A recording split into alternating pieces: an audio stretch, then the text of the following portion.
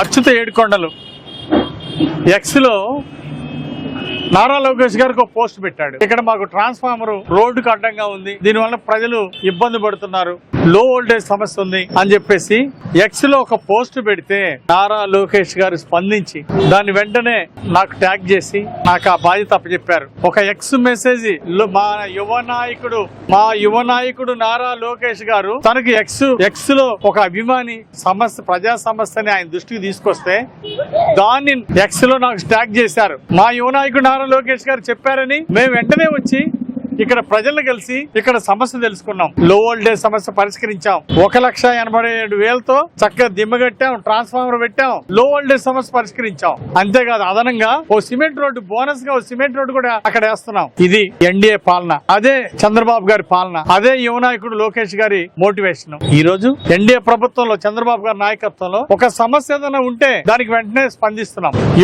మా యువ నాయకుడు నారా లోకేష్ గారు ఒక ఎక్స్ లో ఒక పోస్ట్ చేస్తే దాన్ని స్పందించి ఈ రోజు చక్కగా ఆ సమస్యలు పరిష్కరించాం. ఈ సమస్యలు పరిష్కరించినందుకు నాకు చాలా సంతోషంగా ఉంది. ఈ రోజు సంక్రాంతి పండుగ వచ్చింది. ఈ రోజు ప్రజలందరూ ఇక్కడ ఈ ప్రాంతం వాళ్ళందరూ కూడా లో వోల్టేజ్ సమస్య అంతా పరిష్కారం అయ్యి కొత్త ట్రాన్స్ఫార్మర్ వచ్చింది. అందరూ సంతోషంగా సంక్రాంతి పండుగ జరుపుకుంటున్నారు. ఈ రోజు ఒక మంచి పని చేశానని నేను కూడా చాలా సంతోషంగా ఈ సంక్రాంతి పండుగ జరుపుకోబోతున్నా. నేను అడుగుతున్నా, వైసీపీ పాలనలో ఏ రోజైనా ఈ విధంగా జరిగిందా? ఏదైనా సమస్య చెప్పుకుంటే ఆ రోజు ముఖ్యమంత్రిగా ఉన్నటువంటి మాజీ ముఖ్యమంత్రి జగన్మోహన్ రెడ్డి 5 ఏళ్లలో ఎక్స్ లో పోస్ట్ పెట్టినా ఎక్కడనే ఒక స్పందించాడా?